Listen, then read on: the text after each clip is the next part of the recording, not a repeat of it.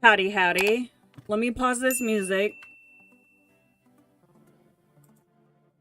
Oh, these monitors are not placed optimally. I'm sitting at a super, super weird angle right now. I thought putting the monitors on this stand would be a good idea, and in theory it is. Just not for my spine, apparently. Hi, hello, how are we? Welcome. So hopefully the mic volume is okay as I scoot a little closer. If not, let me know and I'll make some adjustments to it. I have been having issues with the volume on this microphone for whatever reason. As I untangle myself from all of these cables. So, yeah, I apologize for having to move stream around this week. I had some stuff come up. I had a bunch of appointments, and I just needed a day. So, we're gonna stream today instead. It'll probably be a shorter stream.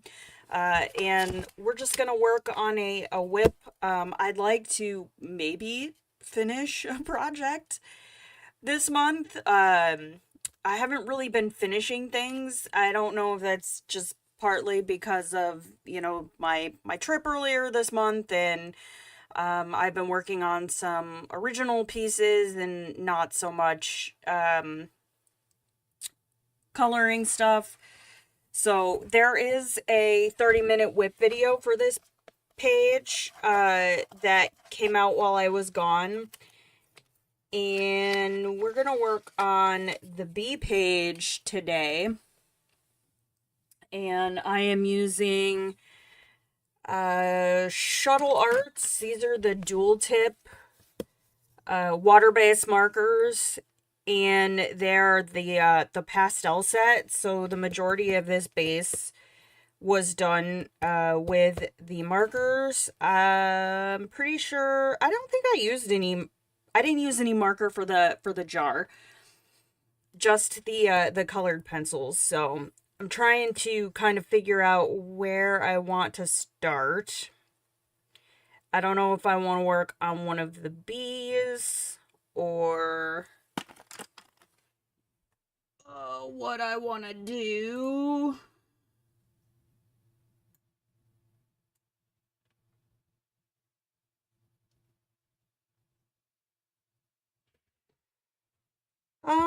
I think I might start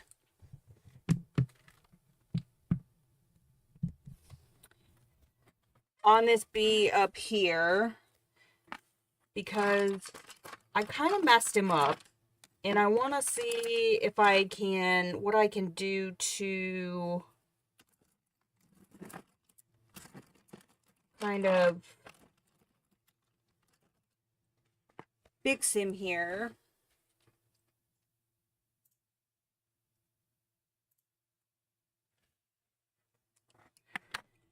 And I'm gonna try something.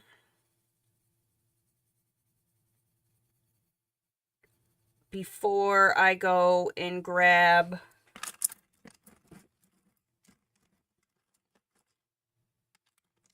the black out of the pencil case.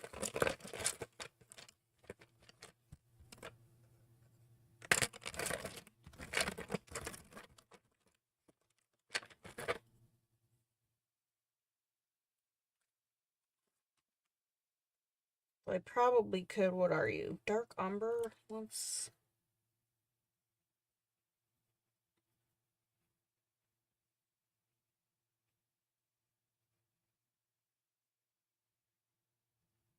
Okay, that actually didn't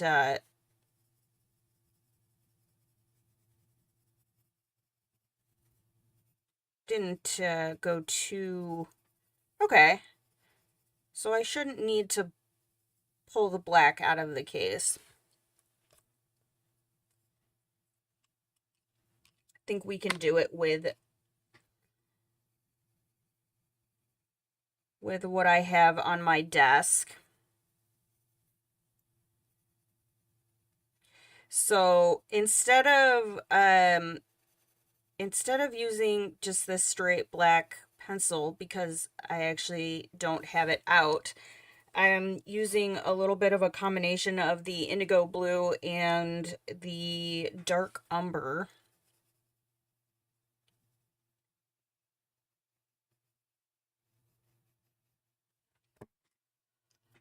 The 126 set? Yes, I am.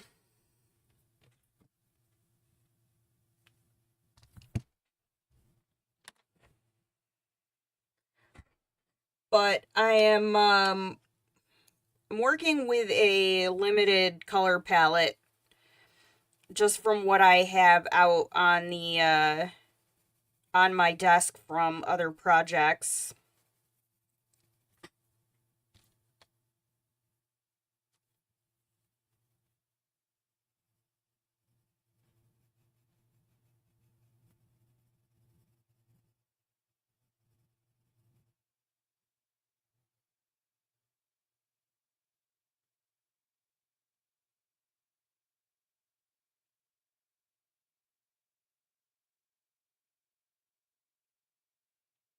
But yeah, I have the big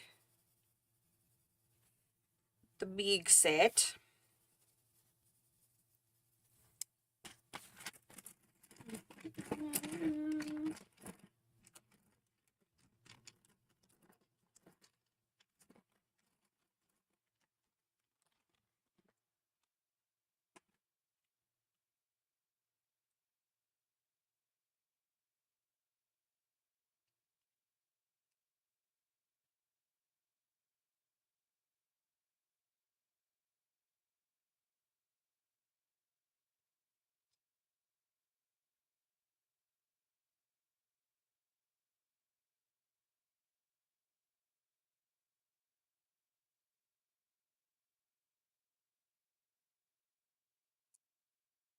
I'm just kind of experimenting and seeing what I can do with these pencils.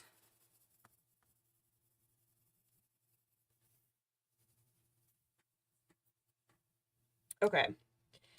I'm pretty happy with the way that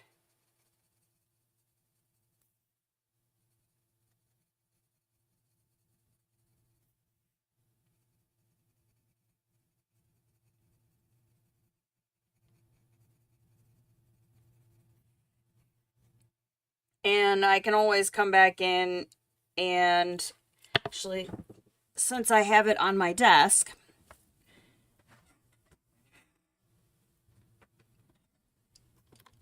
let me see here.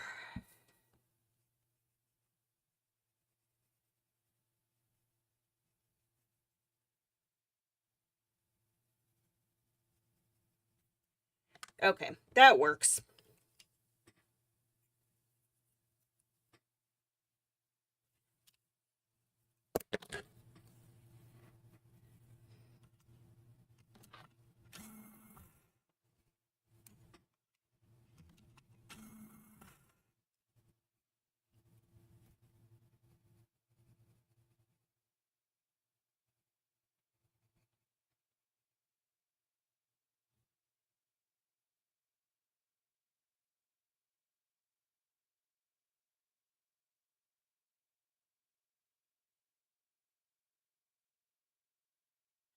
So, I was not paying attention when I was putting the markers down. Like I actually tried to count it out, and I wanted every other stripe to be yellow black yellow black, and I miscounted, so his butt's gonna be like a double black.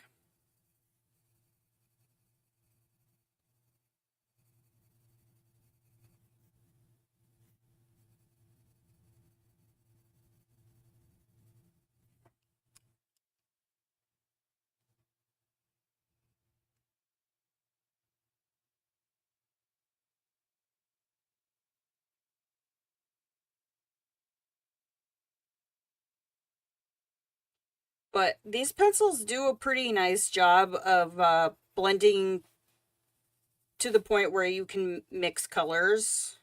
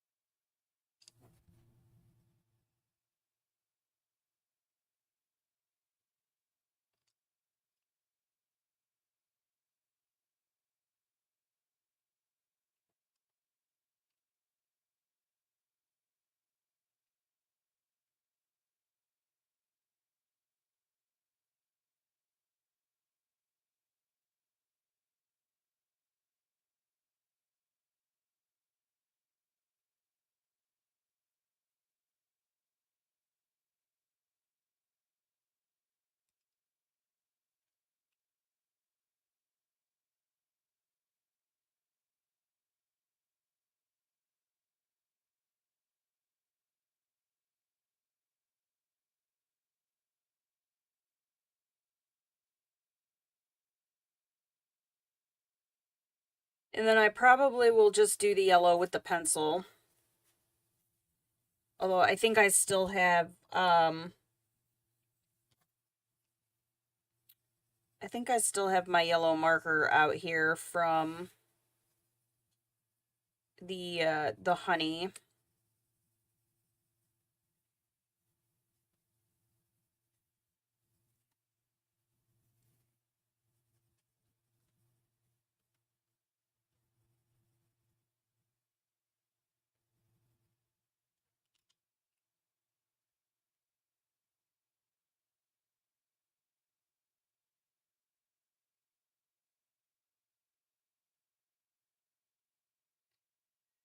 Donna, how are ya? Welcome, welcome. How is your day going?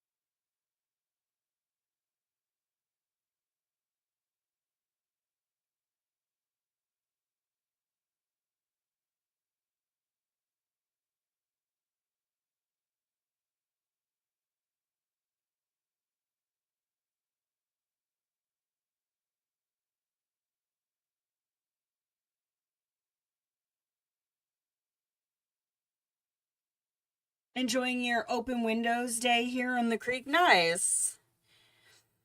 It's actually been kind of chilly here.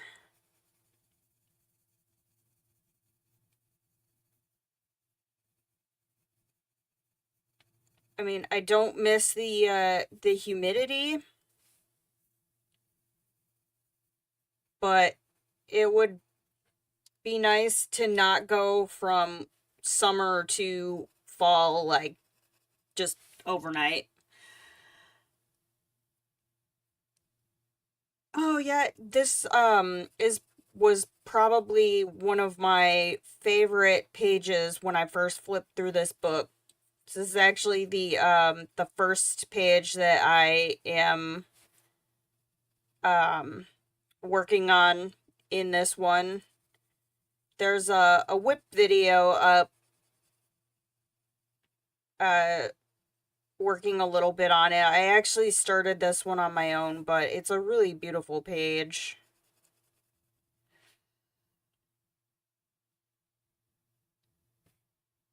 Back to the back to the 90s tomorrow. I have no idea what it's gonna do here tomorrow. But we had a bunch of storms over the weekend. It was pretty rainy here.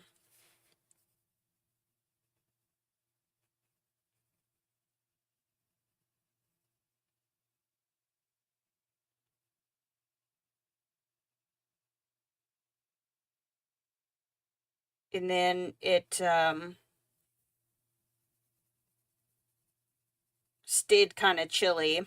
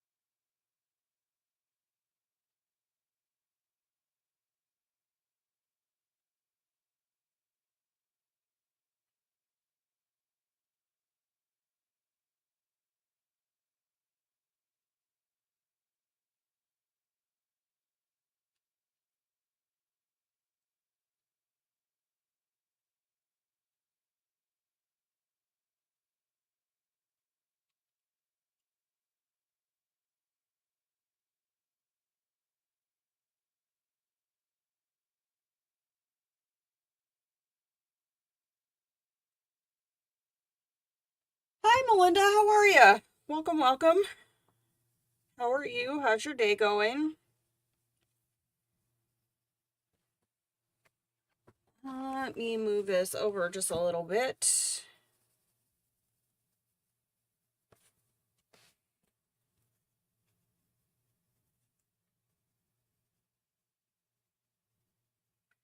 We are just getting started.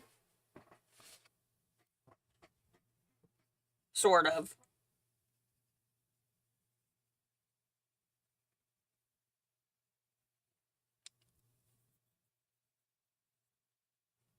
Okay, I definitely like the way this looks better than just using straight black.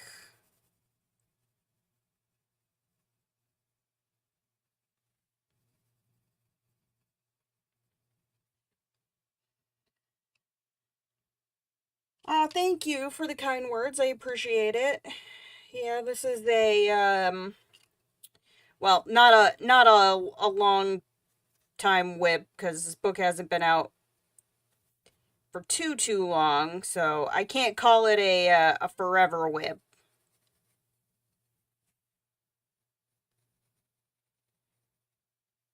But it is a whip that has more progress done on it than some of my other whips.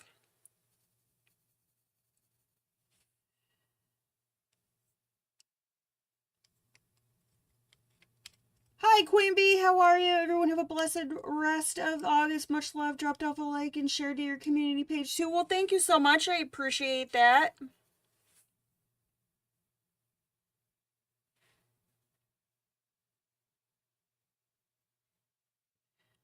Do this page. It'll be your first. I'm just afraid to ruin it. I am of the opinion that there's no, unless of course like you tear the paper, um, there's no real like ruining, um, there's no real ruining a page.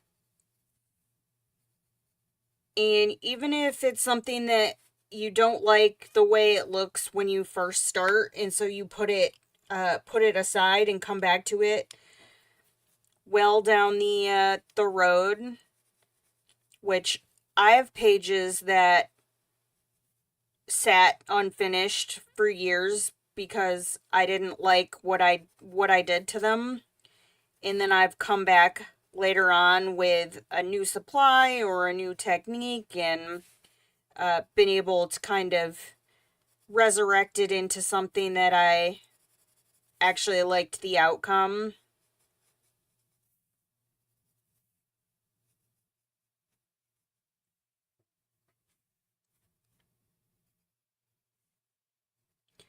But coloring books are made to be colored in.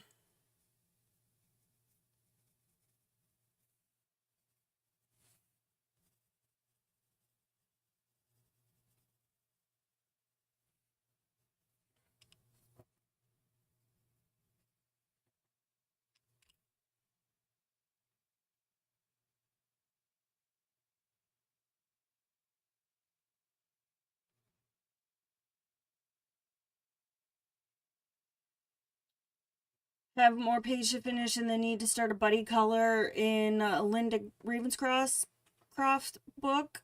Oh, who are you buddy coloring with? That sounds like fun. Just a stupid feeling that it's not hold on. Hold on. It's not a stupid feeling because we I feel like have all had that feeling. So it's not a stupid feeling. It's just something that we all have to work through.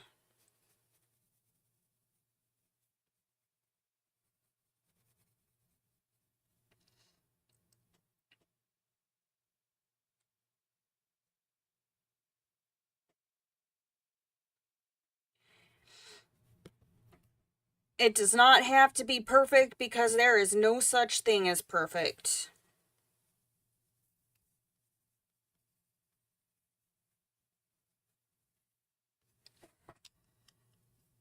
Angela True Blue. I don't know. Do they have a channel?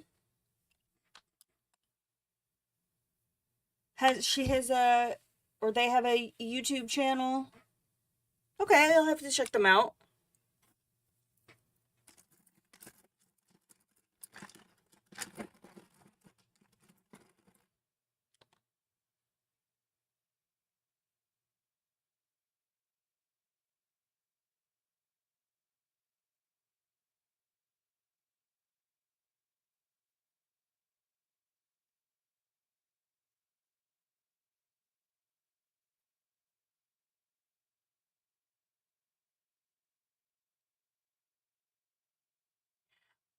I don't know. Sometimes for me, the pages that I feel like I struggled the most with and really had to like work to kind of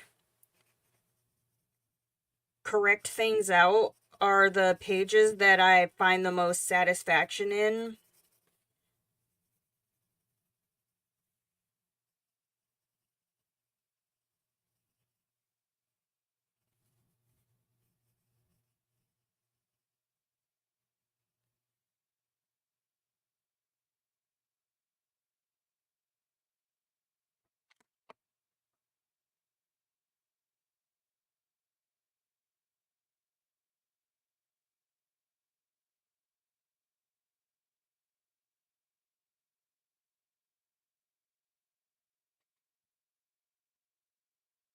True hue, not true blue. Okay. Haven't consumed enough coffee.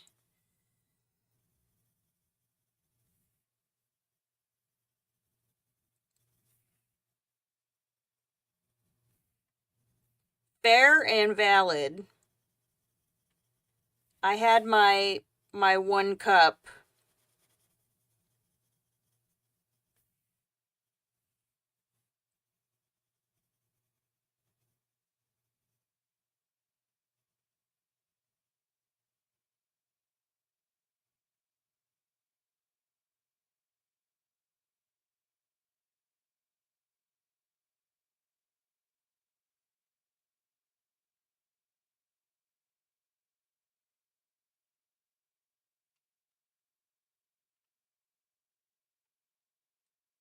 Hi Cheryl, how are you? Pages sort of quit on, put them aside, and going back to them. My reaction is sometimes that's not too bad. Same. Or I'm like, oh, I don't really like the pencil work on this. Let me just paint over it with paint, or let me just slap more marker layers on here. I have one in one of my Anastasia L.A. Coldereva books that is I was experimenting.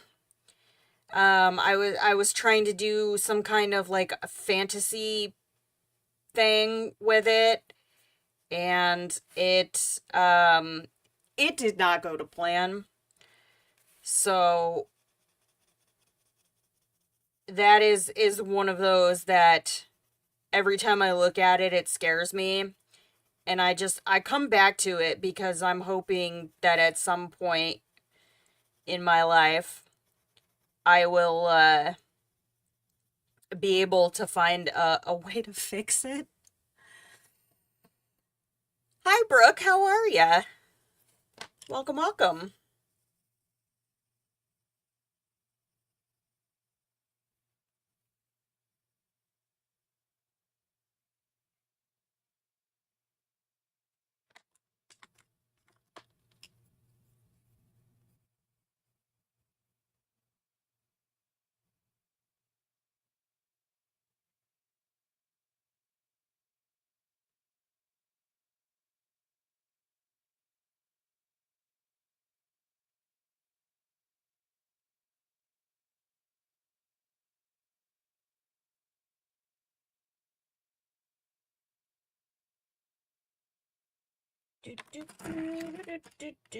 Where is...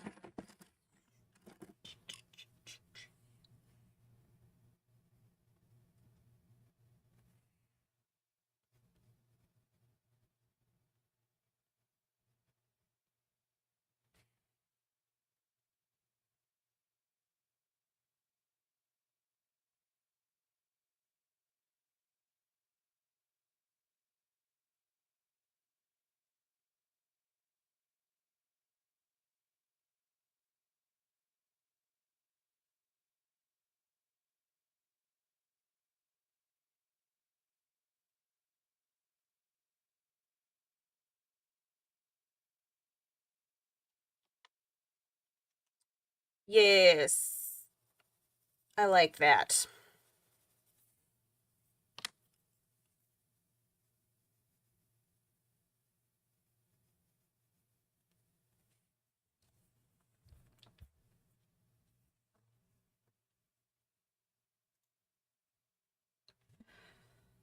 Okay, let me catch up here real quick. Color alongs are also very helpful. Being free to start a book, I color the first page mostly with a color along, and it helps. Oh, that's cool.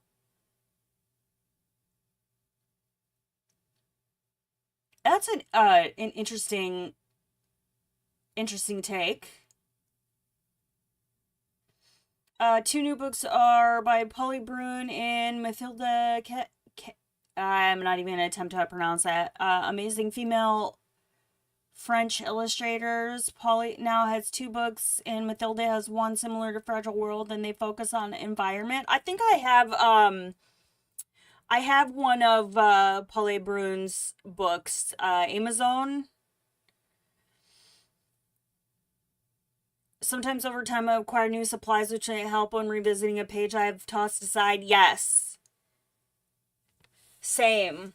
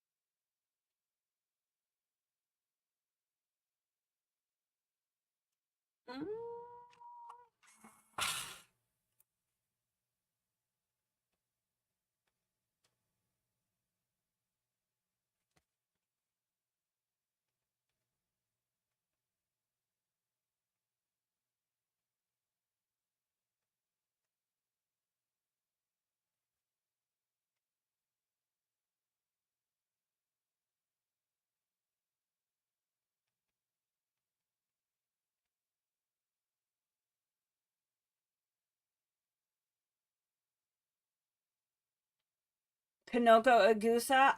I can't wait to see her new book that she's got coming out.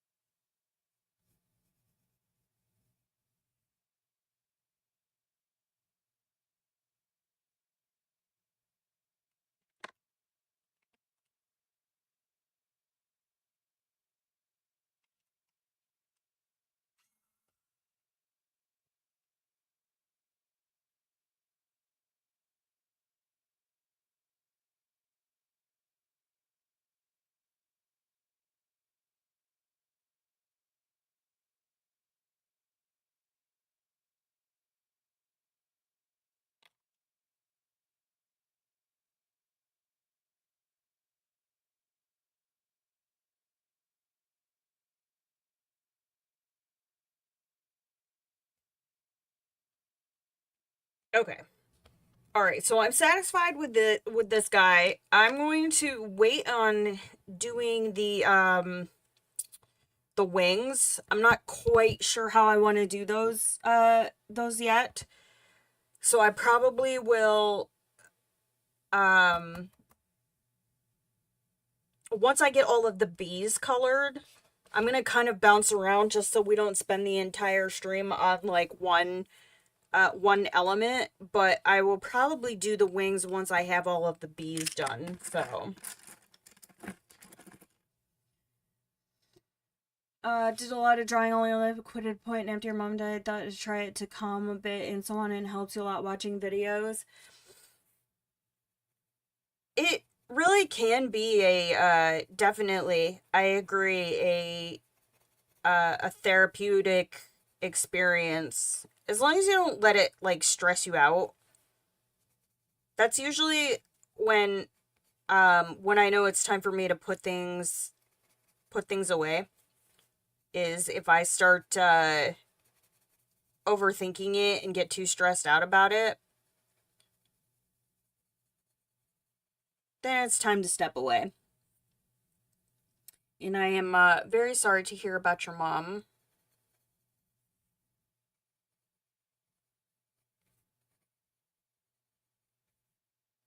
But I am glad that you found something to um, help you in that time of grief.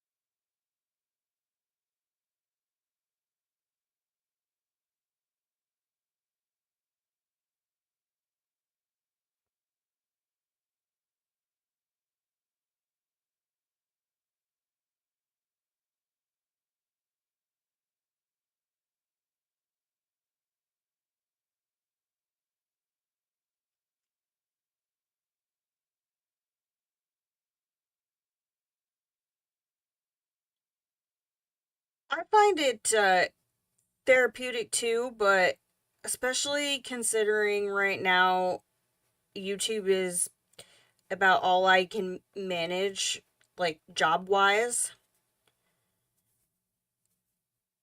it gets a little tough when you're trying to plan content and projects out as a job. So I have to be really mindful of making sure I carve time out to create for myself and not just um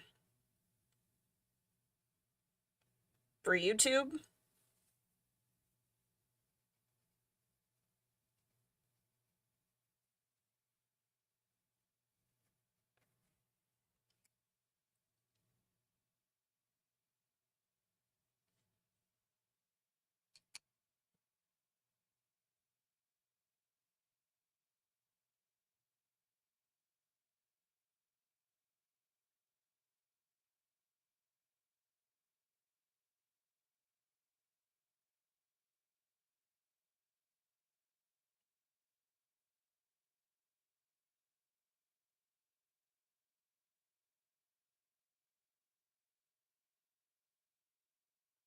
It's a lot of work.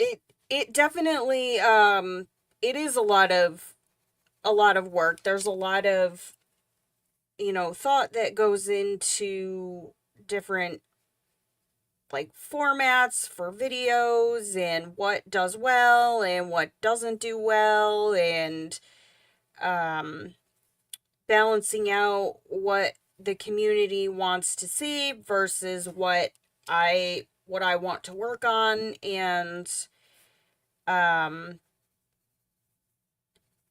like the type of format that is maintainable. Maintainable is not a word. um that I feel like I can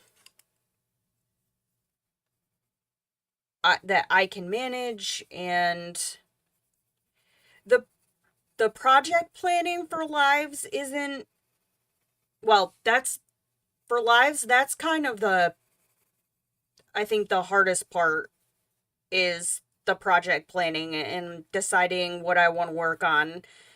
Um, once once you're live, once you have your project planned out,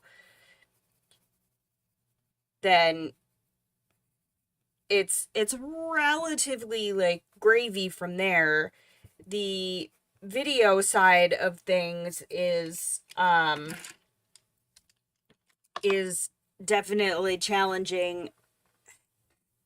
And I guess I kind of I kind of figured this when I was doing theater, and then when I got into short films, and you're on set like all day, you're filming all day, and it's hours worth of like footage for what ends up getting cut down to like a 10 to 15 minute short film.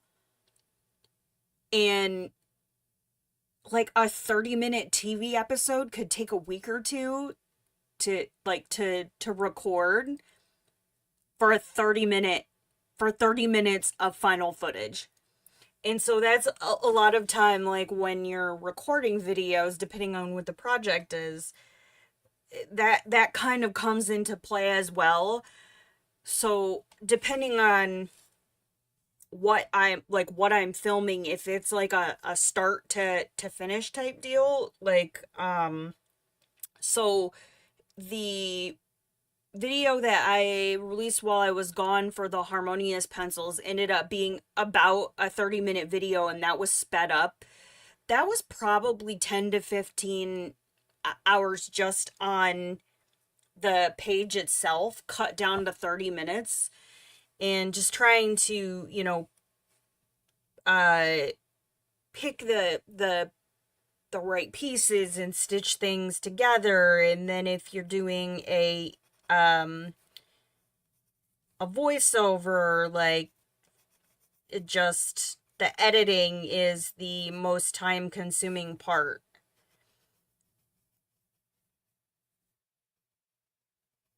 And then it's always the the videos that you're most, or it seems like the videos that you're the most proud of and that you have the most fun making and are really, really excited about are the ones that end up doing like just horrible, like garbage. In the videos that you're kind of, yeah, you could take it or leave it, ends up being the ones that everybody likes. But then it's hard too, because you have a video that does really well and you want to try and like emulate that. And so you do something similar, and the the follow-up video ends up just completely bombing.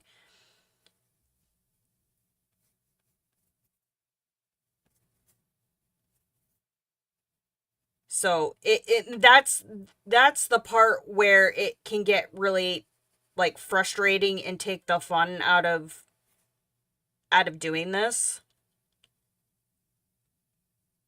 is when you're, I don't want to say chasing the algorithm, but it's, I guess, the best uh the best way to put it. What editing software do I use? Currently I am using Filmora. It is the only editing software that I've found so far that allows you to record right in the program. And because of how I have my camera and everything set up, it just makes it easier, and it's a pretty like user-friendly interface.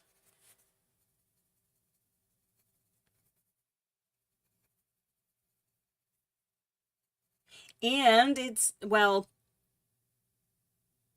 Not entirely subscription free. I am trialing their asset subscription, so I get access to some different um like tools, but just to use the software itself is largely a one time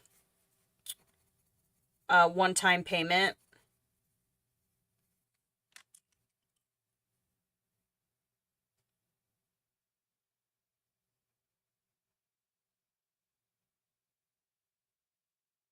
Just editing is time consuming.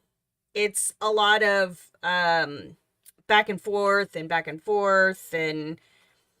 trim this, rewatch it, trim that, rewatch it, play it back. Does it look okay? And then of course, once it's done, rewatching it back. Sorry if I read some things wrong. English is not your native language. Seen the book and it looks really, really nice. No, you're fine, Melinda. I am having zero issues understanding you. You're fine.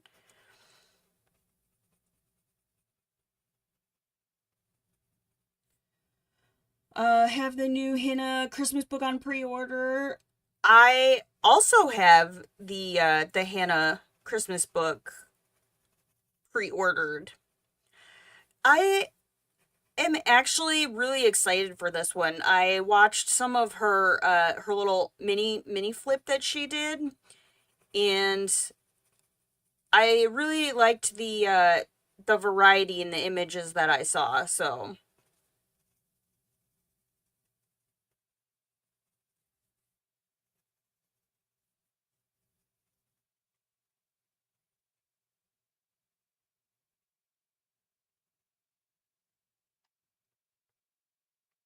editing would drive you crazy. Oh, it drives me crazy.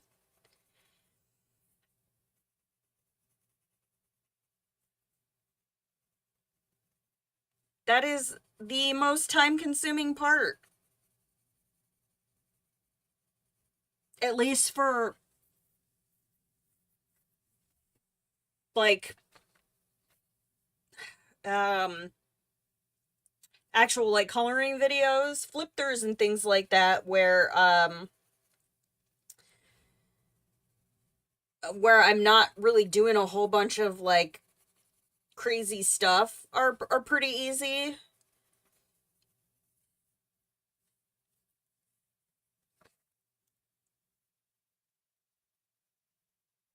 But when you're recording like a color along or something like that, yeah, it is a lot of back and forth. And depending on how much footage I have to comb through, uh I've had some videos that have taken me the better part of a week to edit.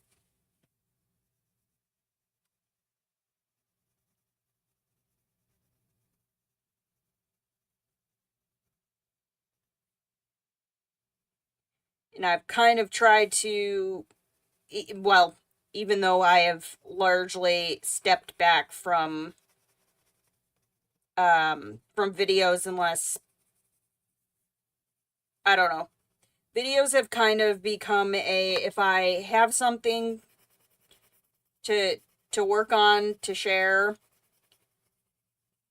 for like a new product or something like that, but it's largely become a, when I get it done, I get it done, but trying to hold myself to, I need to get this video done in a week just to have something to put out, and it was stressing me out.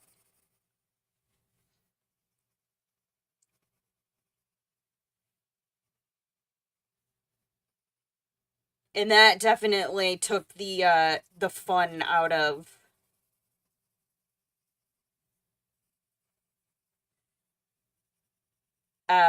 coloring.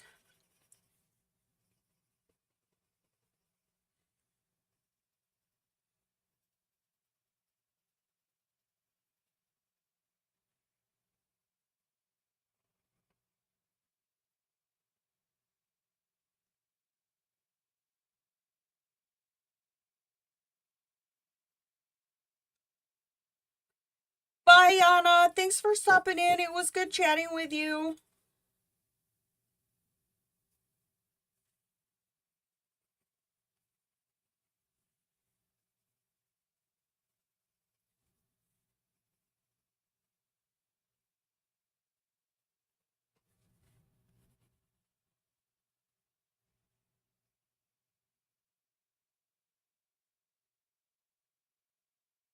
Think I might add some highlights on this when it's done with like a white paint marker.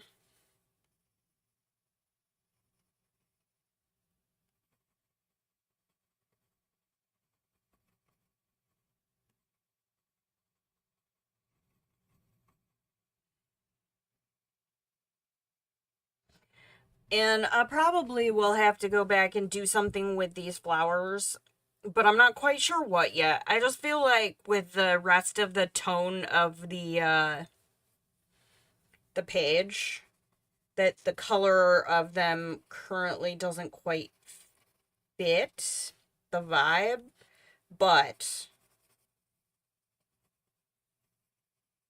that will I need to marinate on it first before I make any changes to it. So I probably will see how things look first.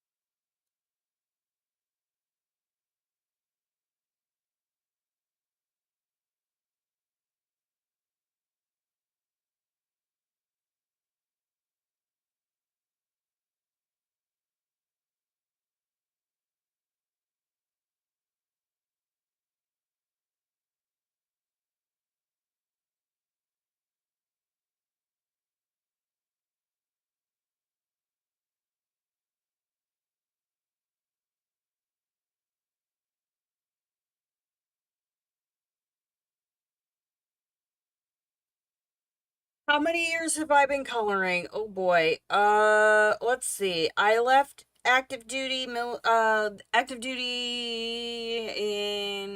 2014.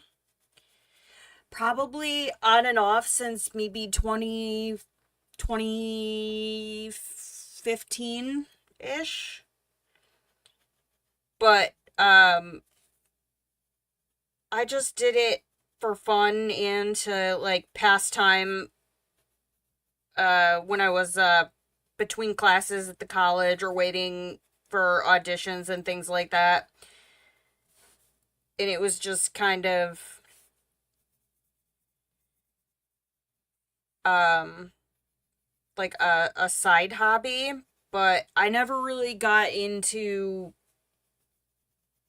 this level of detail with it, I would say, until probably during the pandemic. I kind of picked it back up and then started working with other mediums, because when I first started it was a lot of Joanna Basford and fine liners, and oh boy, some of my early stuff is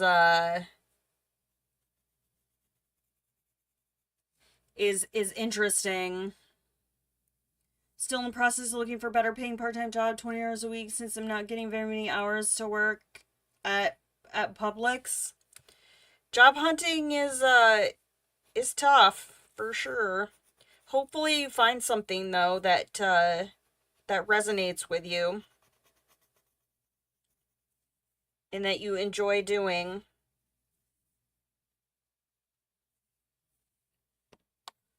What did I go to college for? I have actually been, well, um, I've been to college three times ish.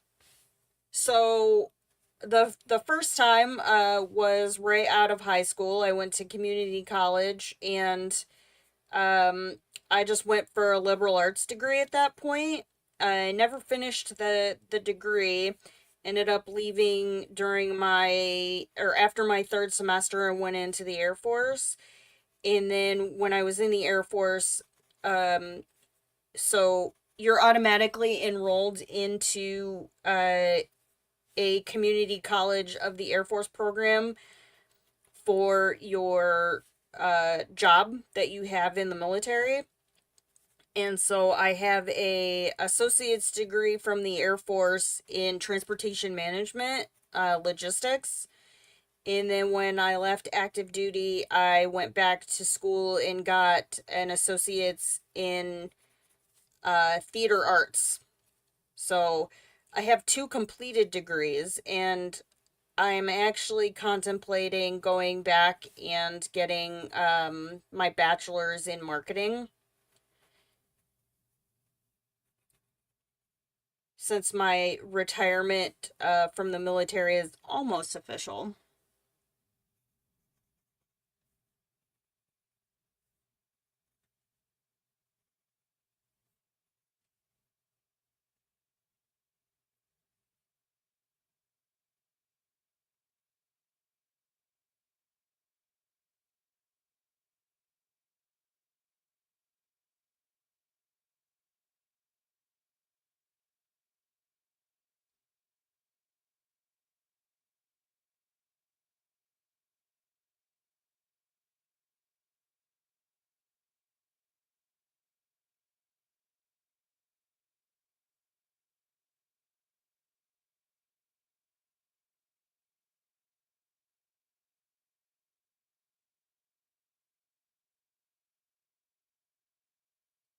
But yeah, I went in as a performance major, and then partway through discovered I have an aptitude for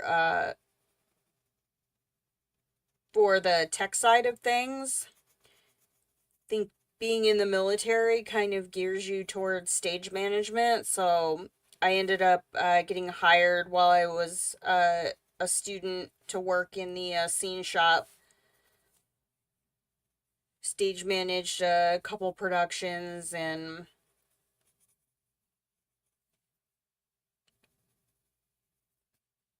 did a whole bunch of stuff. But it's a lot of gig work, and with the military at the time, it made it really difficult to commit.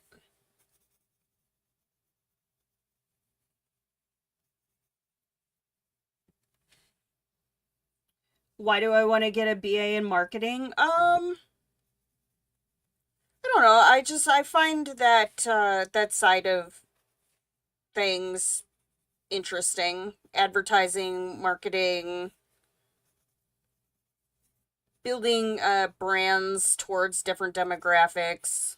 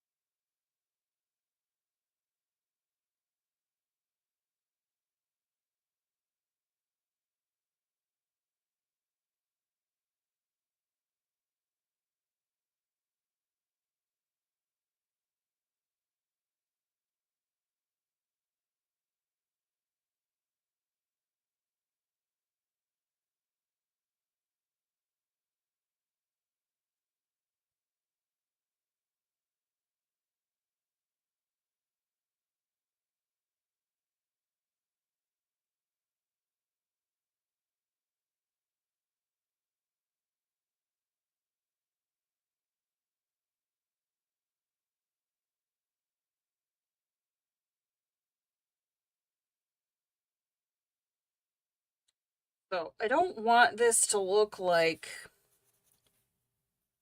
uniform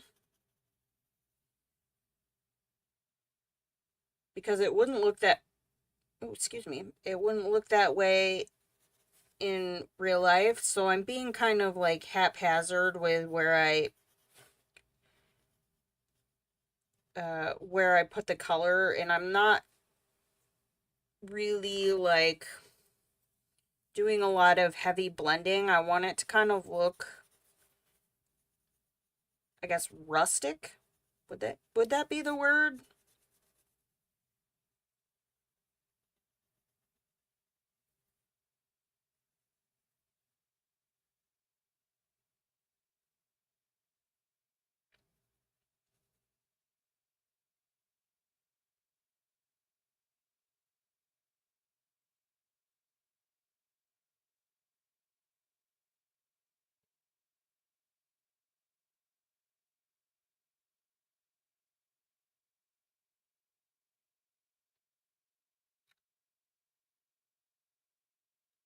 Thanks for hanging out, Melinda. Have a good rest of your day. Let's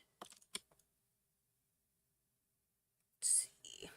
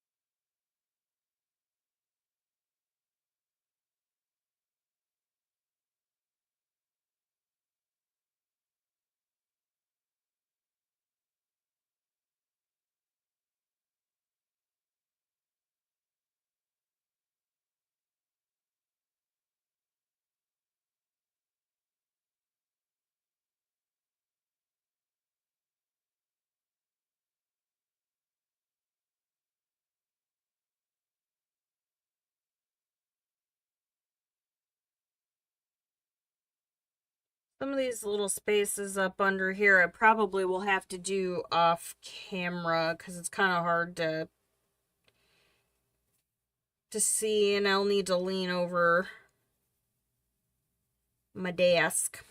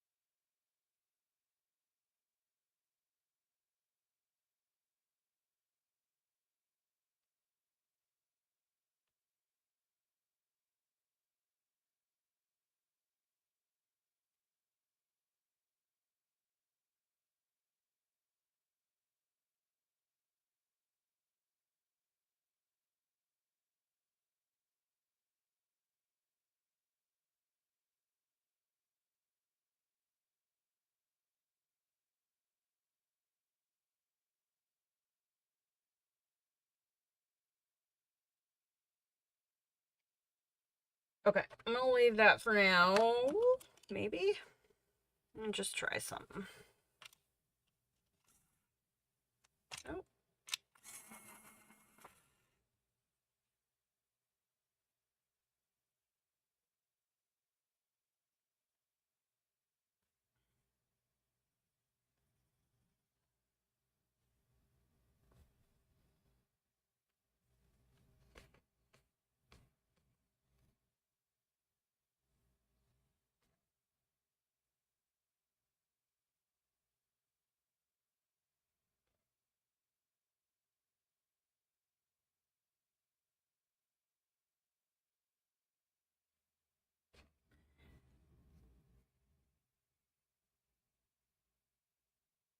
Be nice to at least get the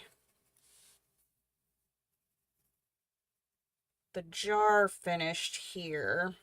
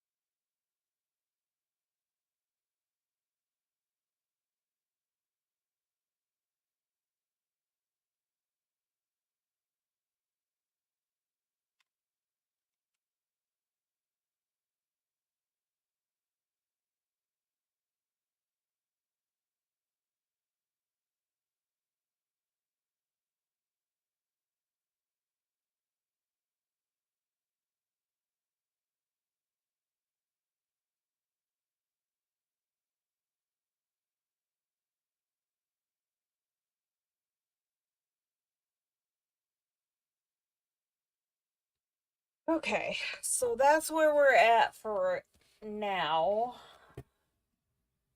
Just give my hand a rest here.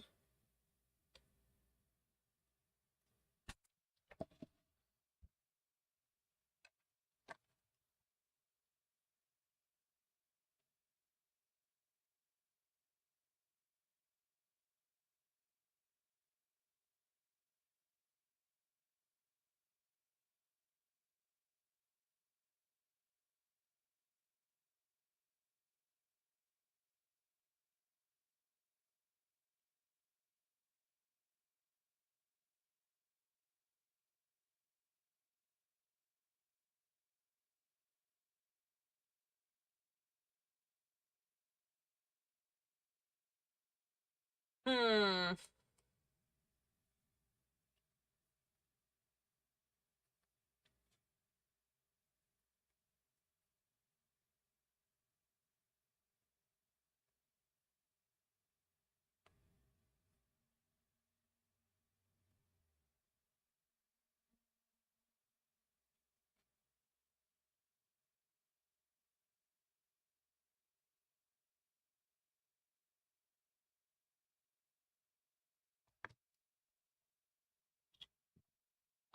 He bit you on the leg? Oh no. Totally likes to bite and go after people.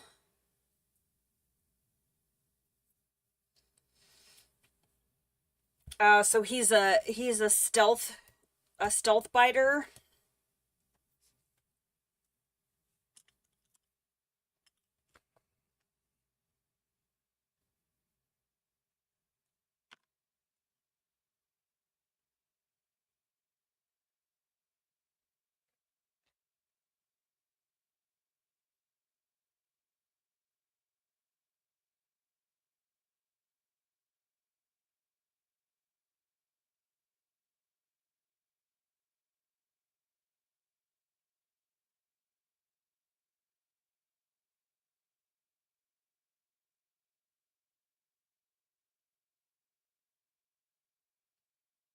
I feel pretty fortunate in that none of mine are like drive-by biters. Esther will she gets overstimulated when you're petting her, and so she'll start to like nip, but it's not like like hard angry biting. And then Lorna, the youngest one, she'll bite you a little bit harder, but um it's usually if you don't heed her warnings to like stop touching.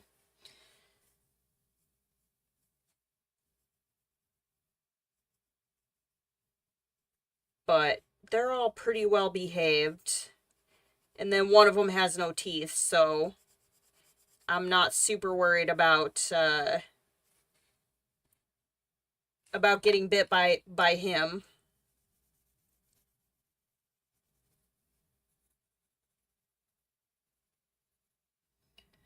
Sitting on the couch in the living room, sometimes they'll look at you and then jump to go after you. Oh, that's not good.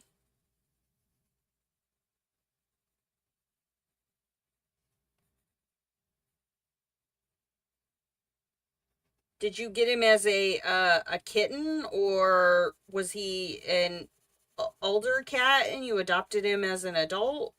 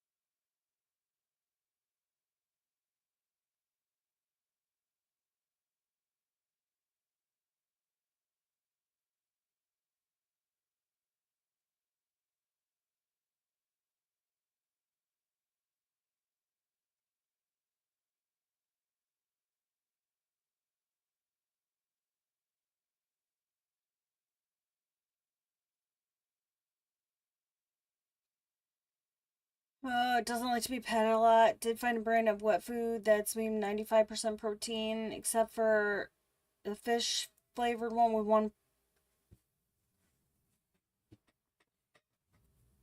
with one protein source.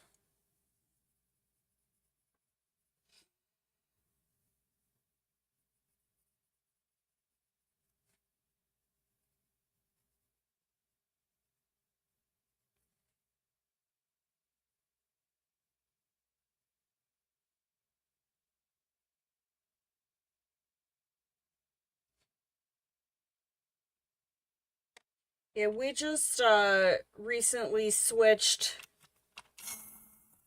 the girls over from prescription food to blue one of the blue buffalo uh varieties. So now I went from four cats on three different diets to four cats on two different diets. So it makes feeding much easier.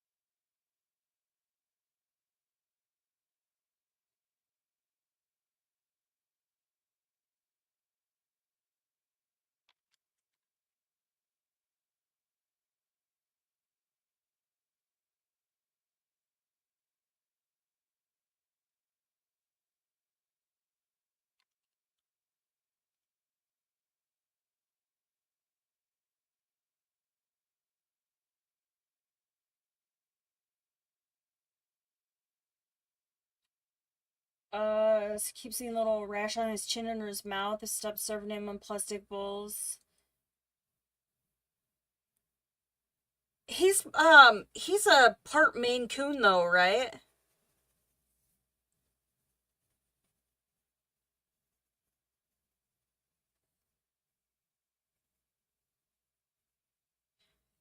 So they're supposed to that well, I I don't want to say I have issues with vets in their um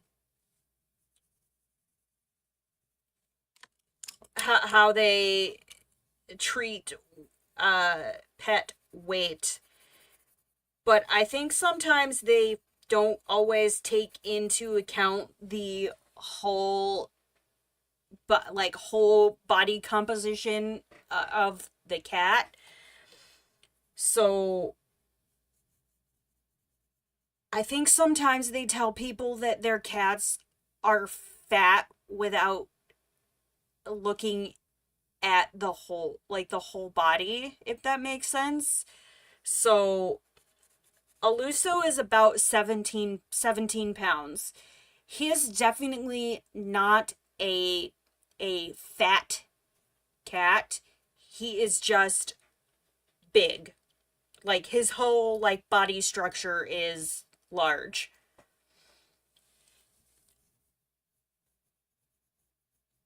They would like him to lose a pound or two, and I feel like that is too much for his overall size. I personally think that he is at the weight that he is supposed to be at.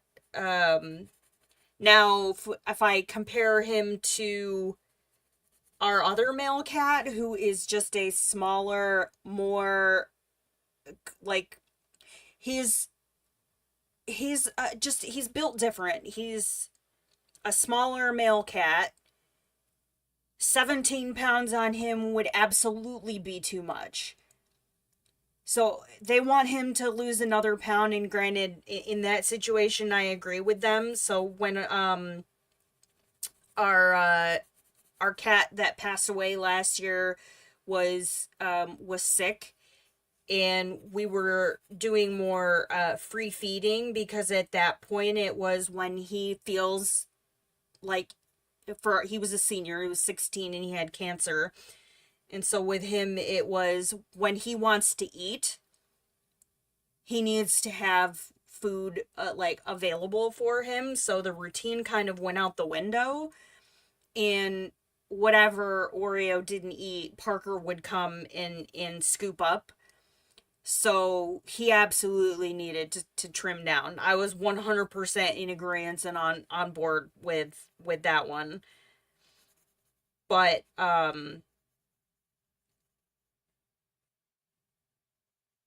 I definitely don't think that Aluso needs to lose any weight.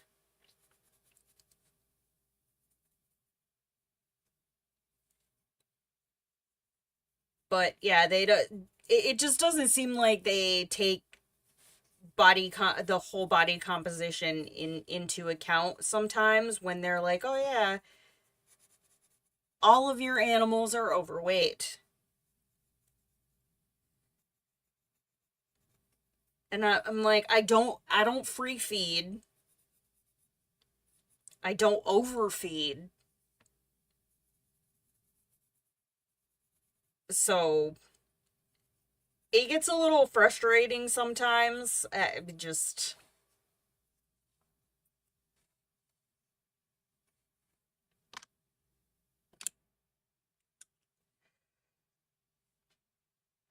I think mostly Maine Coon, even though he's a mixed breed.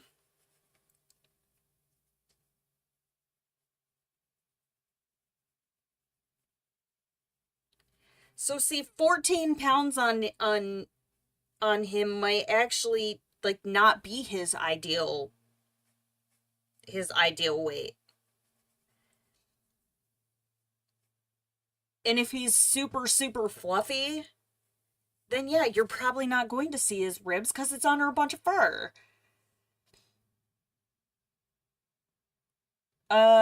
Your mom says he isn't losing any weight even though I have an enabled automatic cat feeder for him, and the vet says he hides his weight under fluffy fur.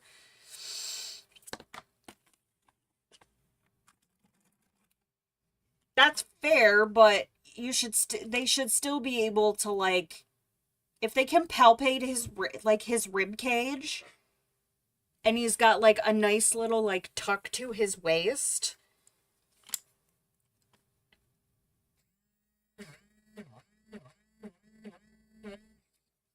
then the majority of what they are, I mean, I've never seen your cat, so I'm not gonna, like,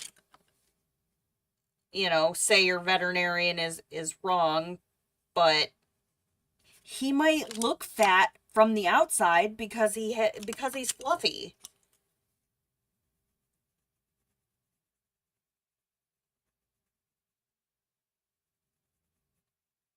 not because he's actually fat.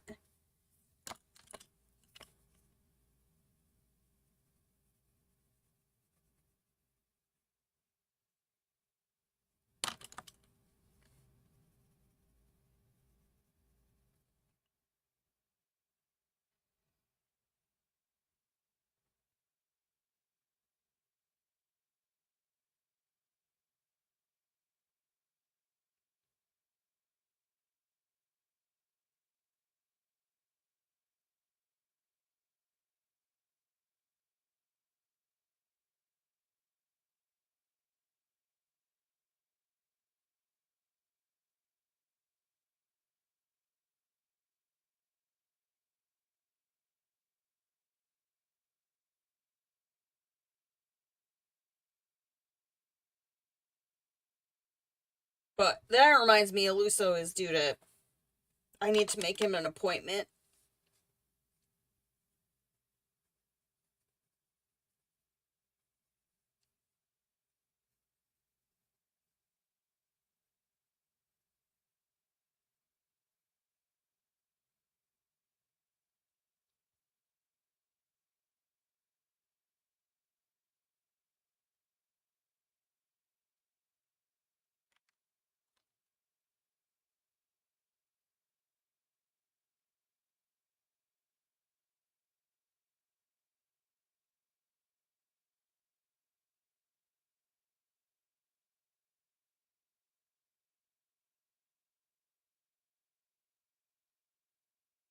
I think so. You set the cat feeder to give him a little more dry food twice a day.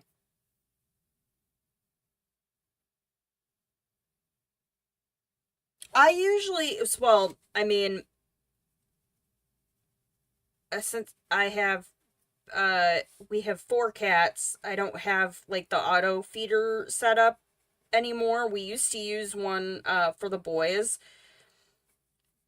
until we figured out that Parker broke it, sticking his paw up the chute and making more food come out. So I just do everything in regular dishes. Plus they all get different amounts because they're all different sizes. But usually if I do wet food, I cut back on the dry food.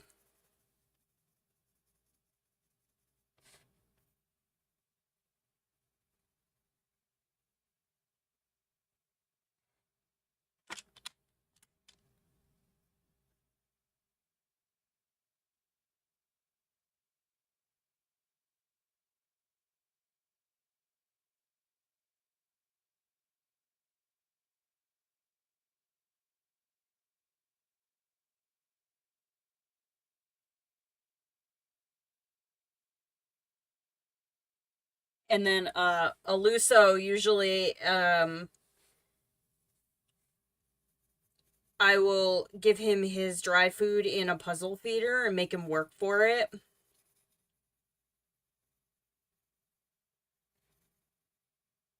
which seems to help with his anxiety.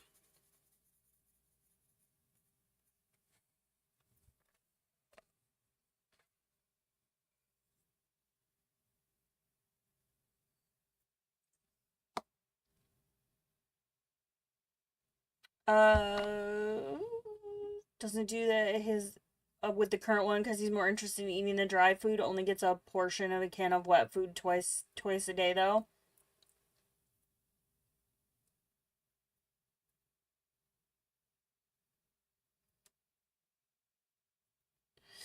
Yeah, mine were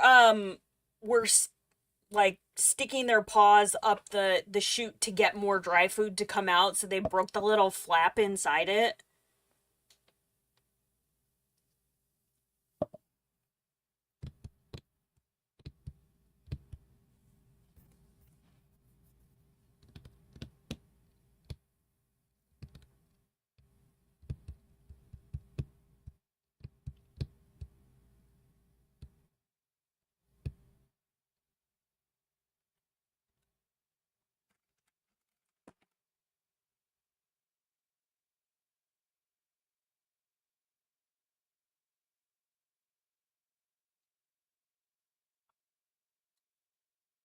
Is this a puzzle feeder in a silicone food bowl? I have different ones. One of them is it's a ball and it's got holes on it. And he'll push it around the floor. And then a couple of them are like silicone, it looks like a silicone dish, and it's got little like tubes of varying like heights and sizes, so he has to stick his paw into the tubes to pull the food out. And then a couple of them are um like plastic little toys with like flaps and things that they've gotta push open to get to the trays.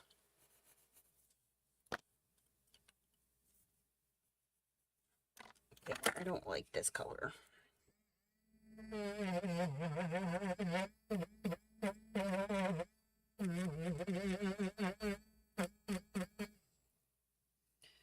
Older sister to buy a new auto feeder for her cat. She was getting into the top of it to get more. Oh,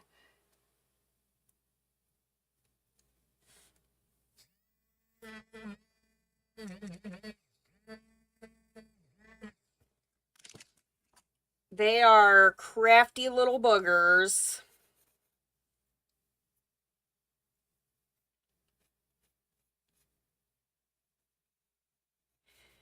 But I have some of the like the silicone inserts that go inside the dishes, but those are more like to separate the food to keep them from like stuffing their face too fast. I use them sometimes with Esther, because she's a scarf and barfer and she'll inhale her food and then regurgitate it back up. So I will use those with her sometimes, but the toys are just I have so much pet related things here with 8 animals.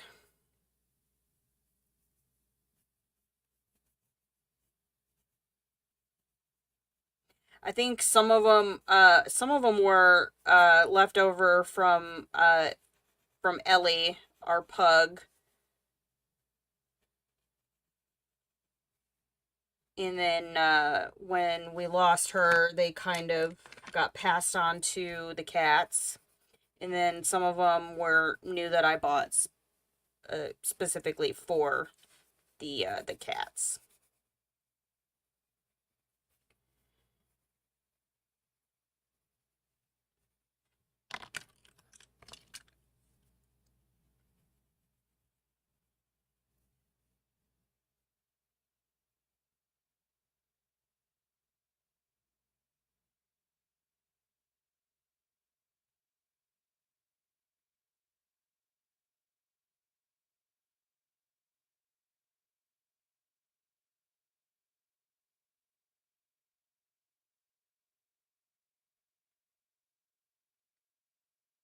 think I've even used them with the rabbits.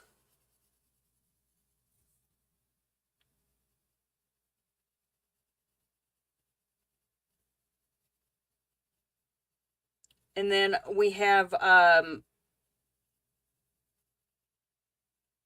which so Aluso is hit or miss with wet food, but I have these things called lick mats, and they're just textured silicone uh cat mats, and they have different like knobs and bumps and things like that on them, and everybody seems to really enjoy those. So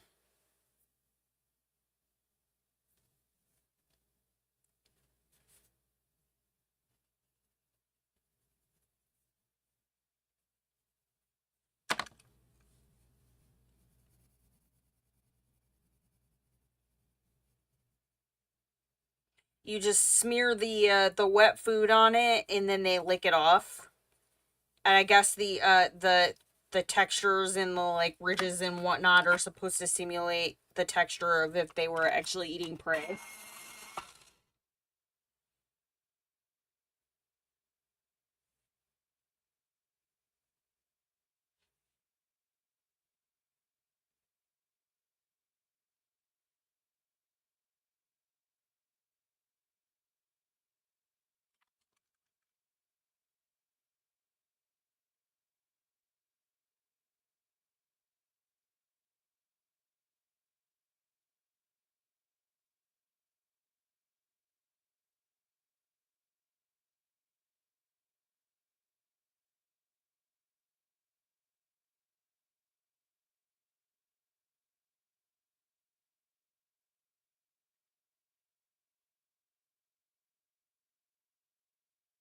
Have to finally chop up the pate type wet foods.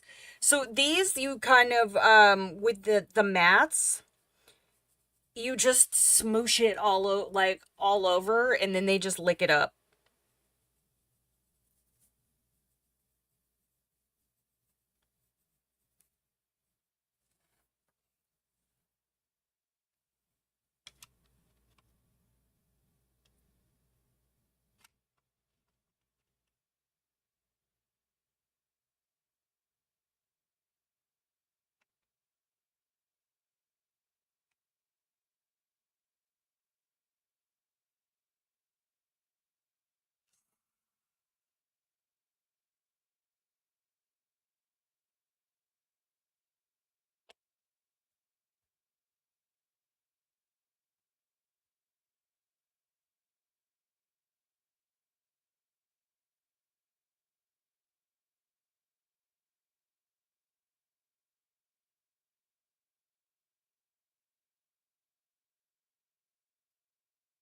But yeah, the mats work better with wet food for Lutzo because well, he has no teeth, so it's easier for him to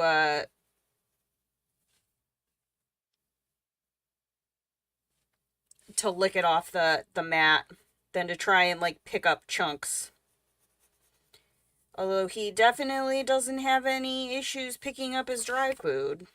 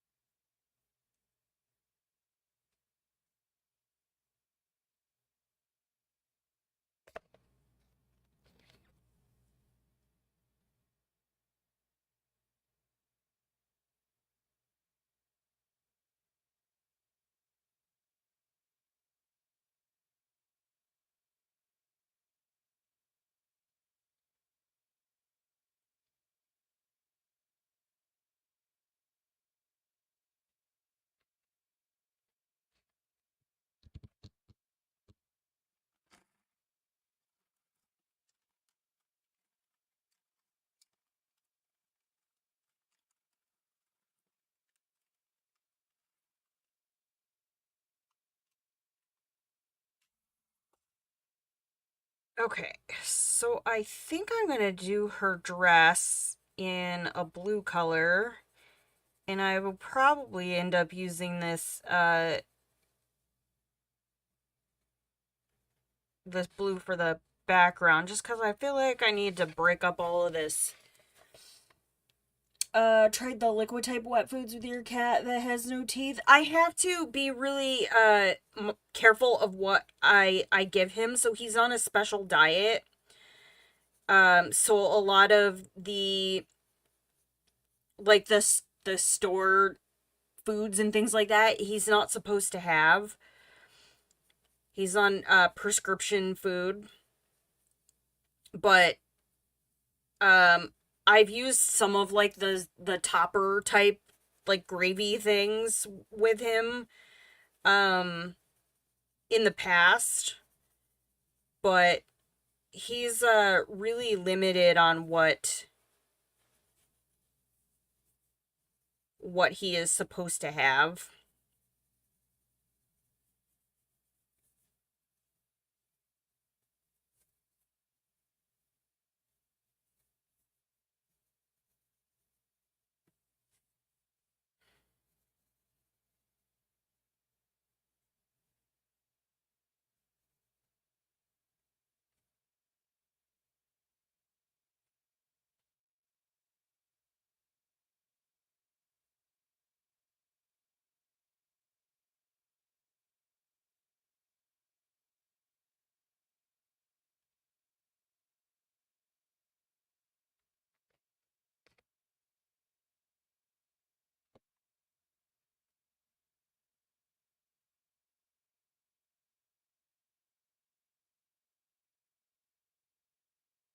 But yeah, it's kind of a I won't say it's a pain per se, but he's when it comes to like wet food and things like that, so he won't eat the prescription wet food that goes with his dry, but he will eat the prescription digestive formula that the girls used to eat. And if you let him eat like junk food, he would absolutely eat that.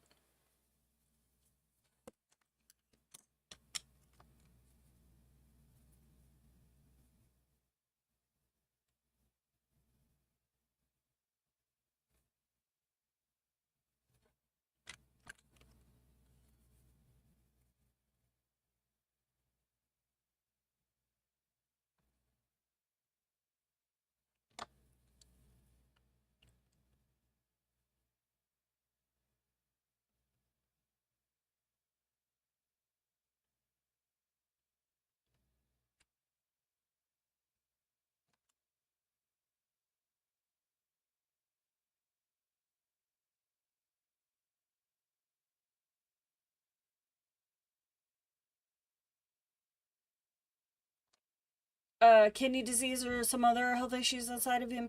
He has a condition called eosinophilic granuloma complex.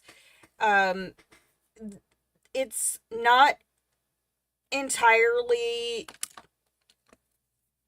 like determine what causes it, but they think that it's like an autoimmune disorder.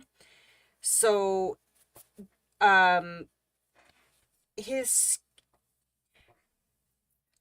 skin will respond to like certain allergens, um and basically his immune system will attack his skin as a result, so he'll end up with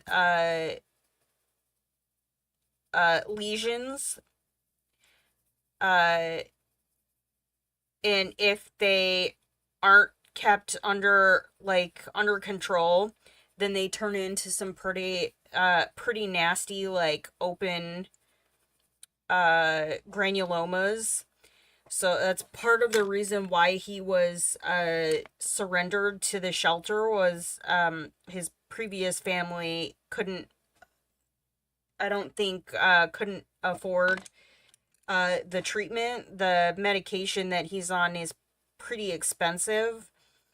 And I guess he was an indoor outdoor cat in his previous home, and he disappeared for a month and came back and pretty much looked like he'd had this, like, that he'd been in, like, in some kind of war. um and so they took him to the shelter, and he had a granuloma between the toes on one of his feet that was so bad he could barely walk, and it was just all around, like ulcers all around his mouth. So they never determined, like, food wise, what he might be allergic to, if anything. But they think that like flea bites is definitely a trigger, so we have to be really careful to keep up on like flea and tick prevention with him. And I think sometimes stress will cause it. So he's on a hydrolyzed diet to break the protein. The protein in his food is broken down into smaller like molecules to make it easier to digest and less likely that his immune system will respond negatively to it.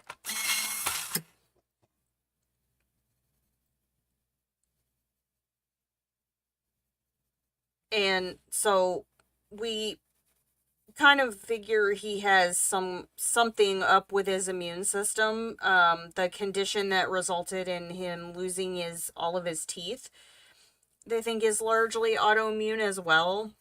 Basically, the immune system attacks the natural plaque and bacteria on the mouth, and it causes like sores around the teeth in the gums. And really, the only way to keep it under control is well, you can try medications, but usually the cat ends up needing like a full mouth extraction. And since he had already had uh one dental procedure done, I made the decision when we put him under for the second one to just take all of them. She said the vet said she thought there might be like one or two that they could save, but I was like, we're already on like our second go with this, and I don't really want to have to keep putting him under anesthesia, so I was just like, just take them all. And he's adapted really well, so. Common food allergies in cats are fish. That's one of them, but poultry isn't. Well, poultry is actually a lot more of a common allergy than a lot of people think. They never put him through the testing, and so it was something that we discussed. But I would have to take him to a different veterinarian that specializes in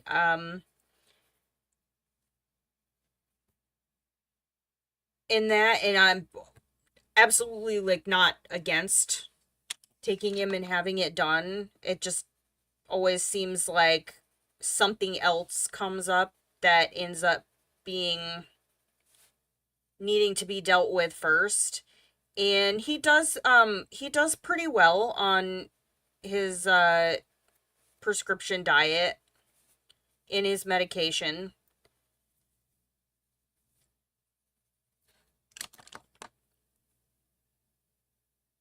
But we do try and stay away from fish with him.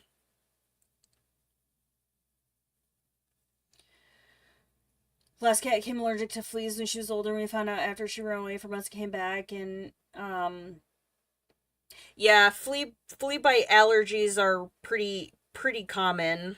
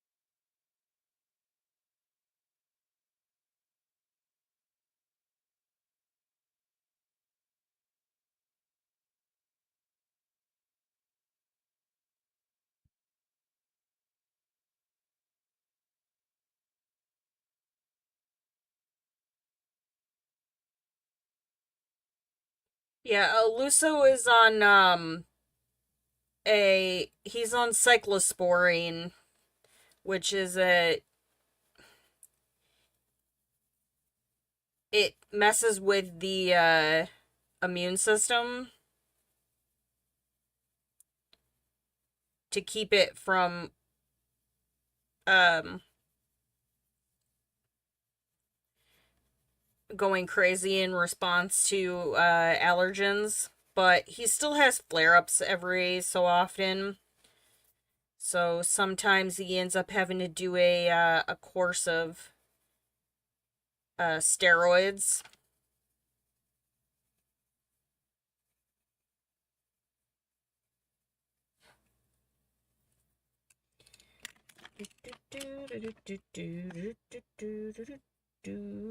Where are you?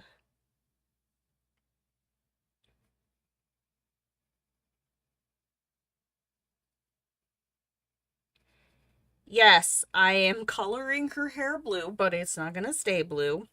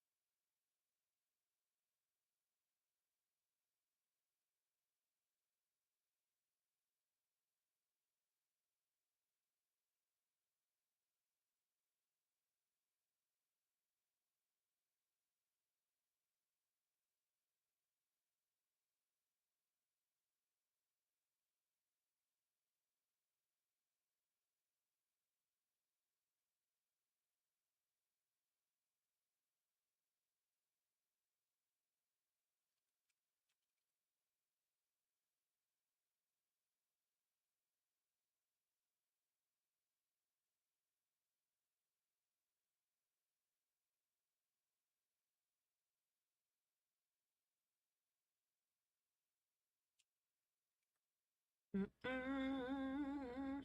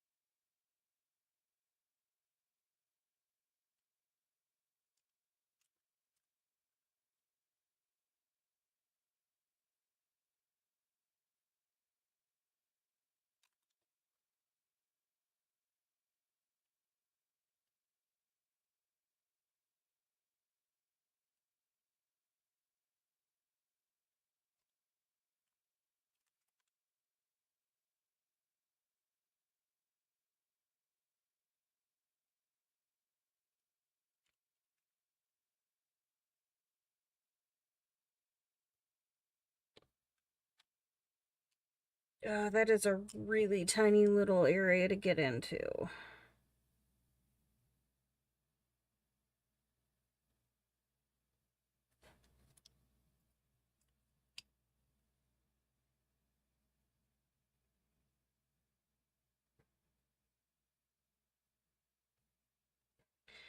Okay, I might have to touch that up a little bit um, off camera.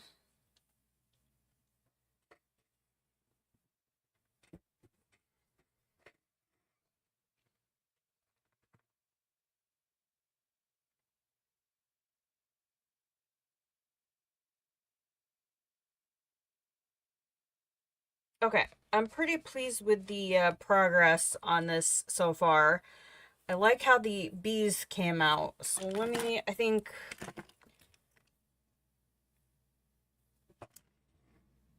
okay, so these are going to be yellow. Actually, these are all kind of different. So let's do, I guess it doesn't really matter.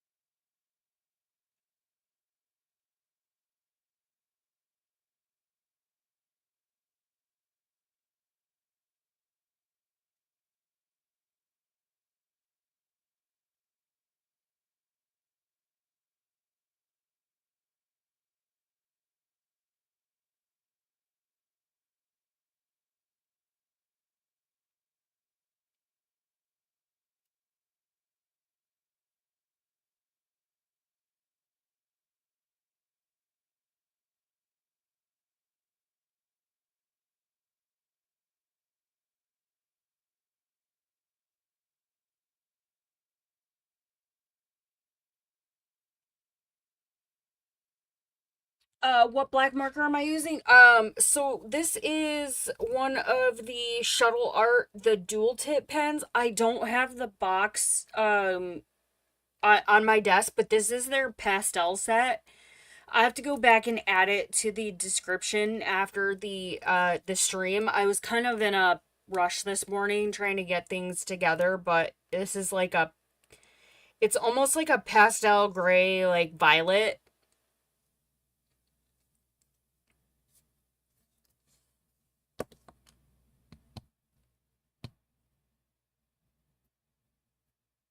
But I actually did something a little different with the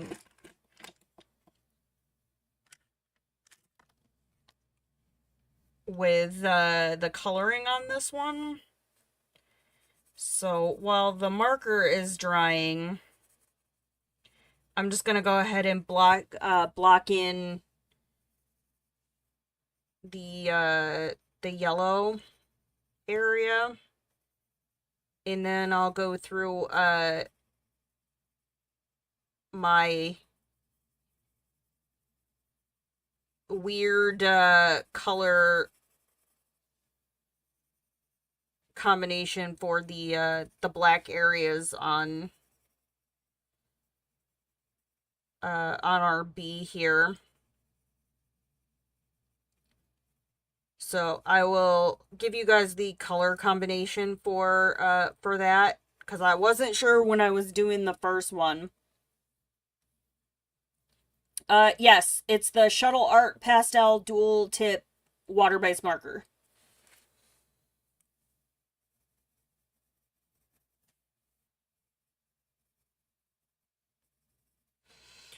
Okay, so what I ended up doing on this bee over here, I based it in this violet gray pastel color from the Shuttle Art pastel set. It's a water-based marker.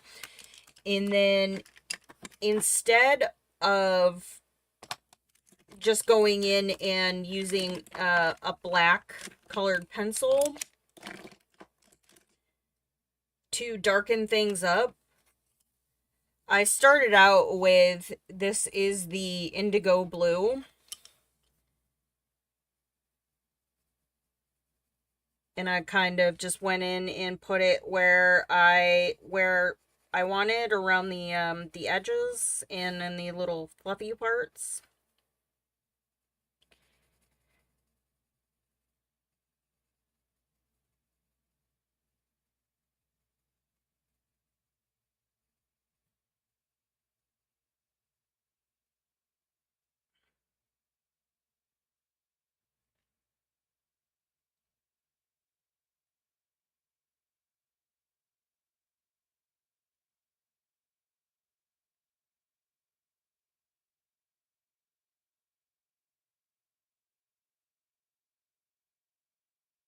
So it's hard to see on the camera, but up here on these little fluffy parts of the hair, I didn't go into those with the pencil. I left them just so the marker pokes through, as kind of like a highlight. So we started with the indigo blue. Next, I'm going to come in with dark umber and go over my blue. And again, I'm going to try and be mindful of the little floofy parts up there. I want to leave those.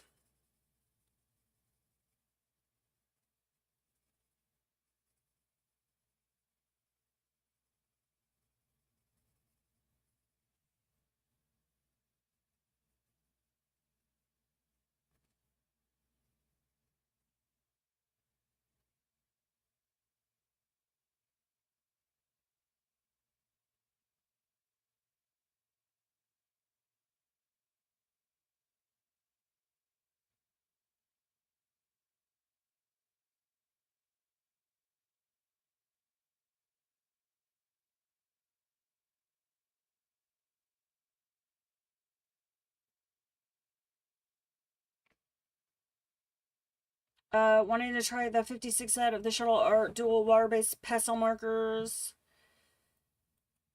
I think it's the 56 set is the one that I think that's the one I have.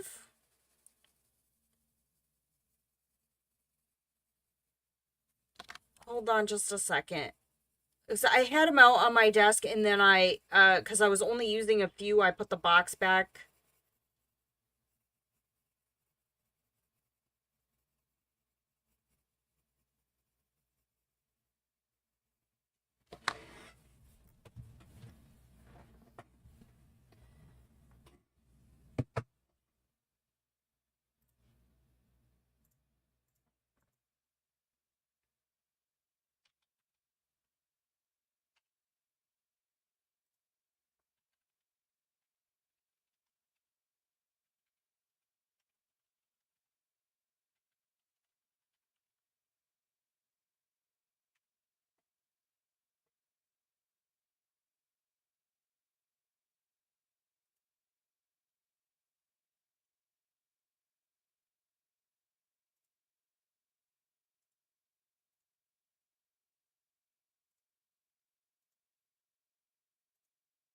Yes, this is the 56 set of the pastel markers. So, they're pretty comparable, I would say, to the Tombos. I find them a little bit streakier than the Tombos, but for the price, you can't really beat the price on them. And the way I use them, um I don't mind the streaking, and I think they are a really nice option for doing like base layers, because they're pastels.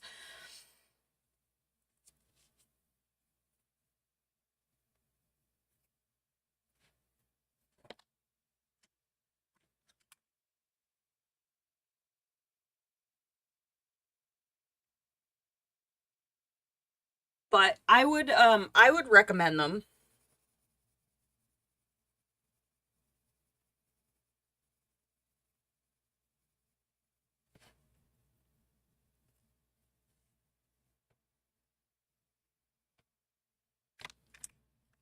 Okay, and then I'm gonna come in with aubergine purple and just kind of darken up some of my my edges here.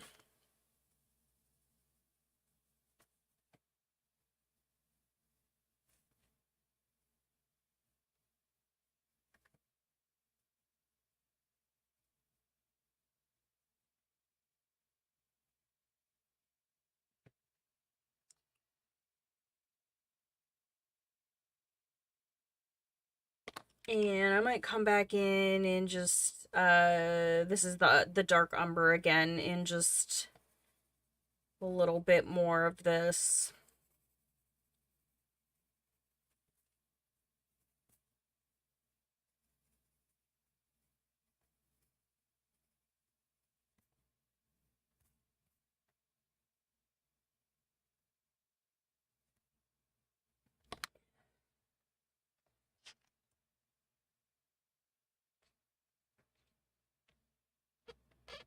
But yeah, so that was how I did my black for my bees. I like the way it turned out, and I like that you can kind of see a little hint of the blue in certain areas and a little bit of the brown. I just think it gives it a more realistic look than just if I had gone in with a black colored pencil. So it kind of it gave me the a little bit more variation, and then obviously the white to just kind of soften up the edges and give it a little bit of a highlight.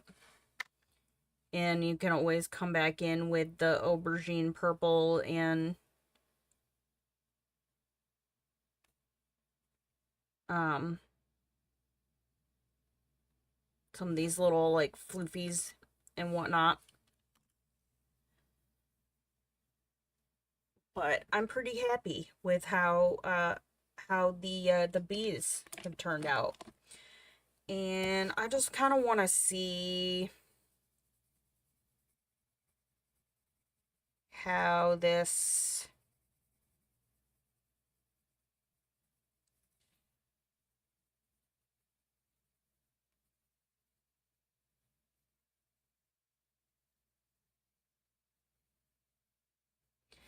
I will probably end up keeping my background pretty simple, and then once I get up to the clouds, I might take a paint pen to the clouds and do something a little different with those.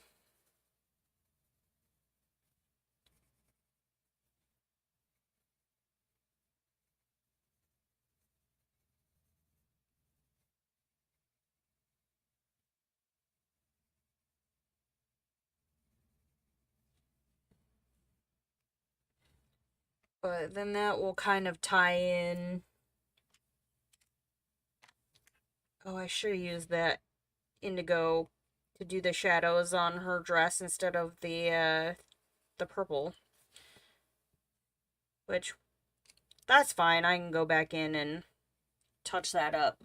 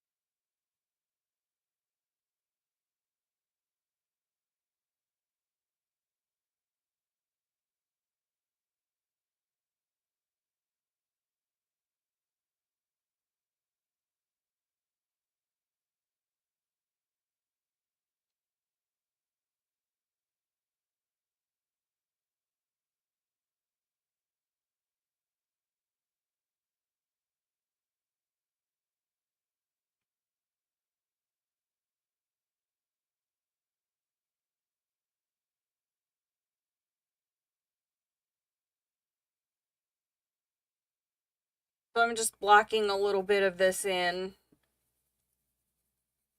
I'm going to have to, like, because there's a lot of, like, little spaces on here in between, like, the plants. I'll have to do that probably off camera where I can lean in a little bit and see a little bit better. And then, of course, like, once it's all done, I'll find some pens to probably decorate their wings, and I'll do some highlights on the honey, but it's coming along. It'd be nice to well, it's not going to get finished today cuz I'm going to wrap things up for this stream.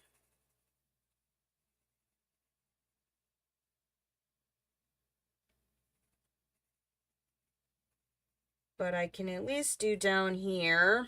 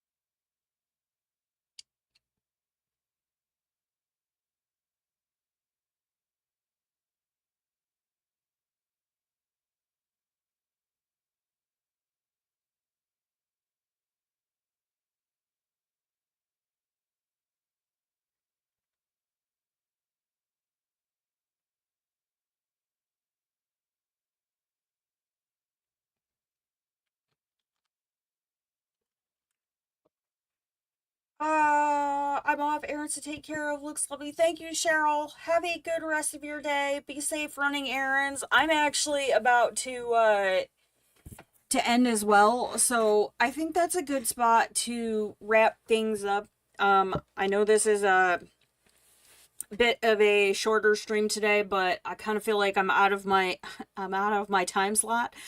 Uh, but yeah, I wanted to get a stream in for you guys this weekend, and I needed it for me as well. But yeah, there's just been a lot going on as of late, so it was nice to sit down and work on a project that's been on my list for a while. So thank you guys so much. I super appreciate all of your support. Um I should be good to go for Tuesday. Uh it's getting down towards the end of summer, and my kiddo is going to be starting to gear up to go back to school. So I may have some stuff going on next week, but if I end up having to change the day again or whatnot, I will post it on the community tab. It's just gonna kind of be a little bit funky, I think, for the next few weeks, and I'm still trying to coordinate. I have to go back to the base and finalize my out processing for my retirement. But I have been waiting on some things to be taken care of first before that can happen. So it's gonna be a little wonky, but hopefully once things settle down and my son's back at school, we should be able to jump into, gosh, it's gonna be fall already, so starting on some fall projects. But thank you guys so much. I appreciate you, and I will see you in the next one.